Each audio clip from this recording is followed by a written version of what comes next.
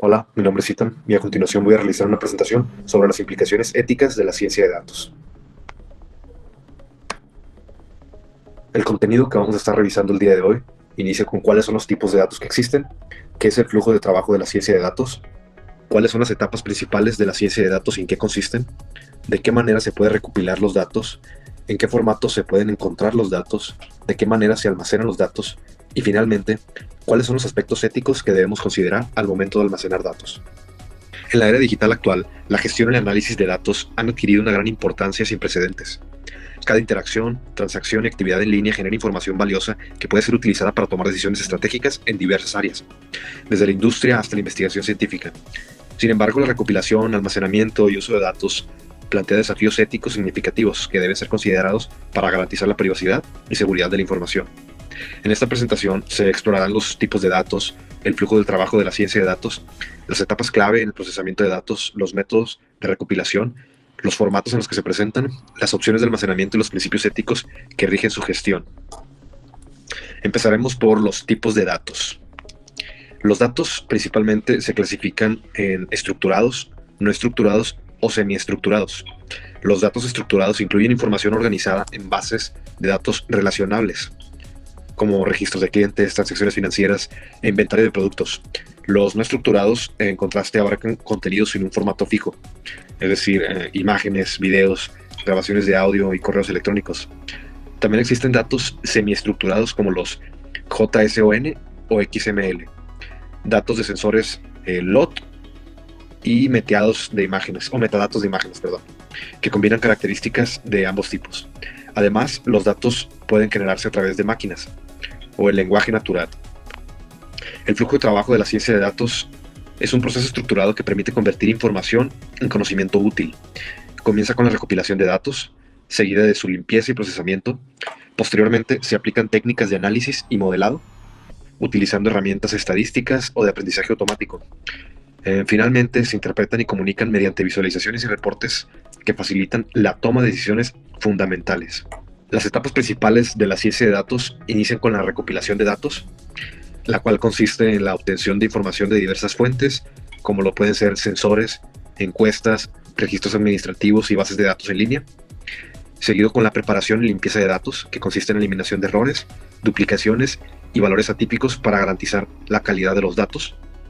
En tercer lugar tenemos la exploración y análisis de datos, que consiste en el uso de herramientas estadísticas y visualización de datos para identificar patrones y tendencias, seguido del modelado y predicción, que es la aplicación de algoritmos de aprendizaje automático y modelos estadísticos para generar predicciones y obtener conocimientos accionables. Luego tenemos la interpretación y comunicación, que es la presentación de los resultados a través de reportes, gráficos e informes para la toma de decisiones. Y finalmente tenemos el almacenamiento y mantenimiento, que es la conservación de los datos en repositorios seguros para su uso futuro, asegurando su protección y disponibilidad. Muy bien, ahora hablaremos de los métodos de recopilación de datos. Los datos pueden recopilarse a través de múltiples fuentes y métodos. Las encuestas y formularios permiten obtener información directa de los usuarios, mientras que los sensores y dispositivos electrónicos generan datos en tiempo real, permitiéndonos obtener métricas más exactas en la mayoría de los casos. Otras fuentes incluyen registros administrativos, bases de datos abiertas y el rastreo digital en plataformas en línea.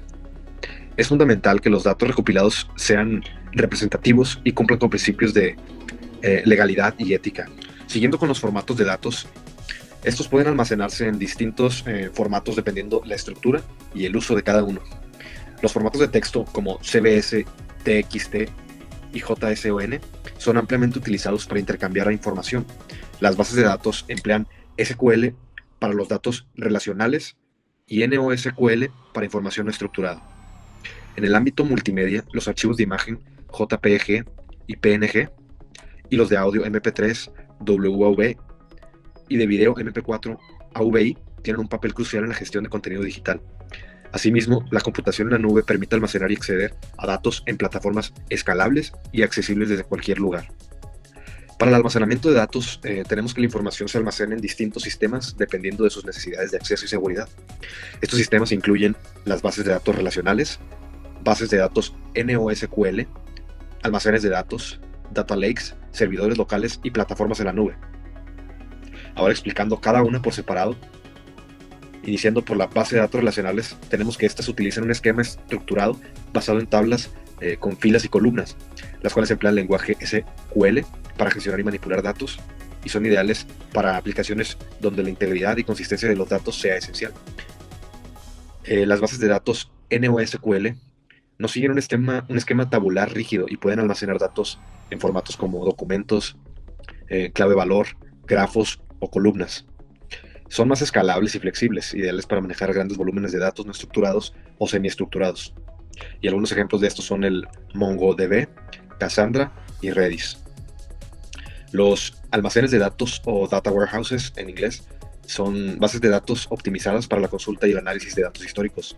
Suelen integrar información estructurada proveniente de diversas fuentes para facilitar la toma de decisiones en empresas como Amazon, Redshift, Google BigQuery y Snowflake.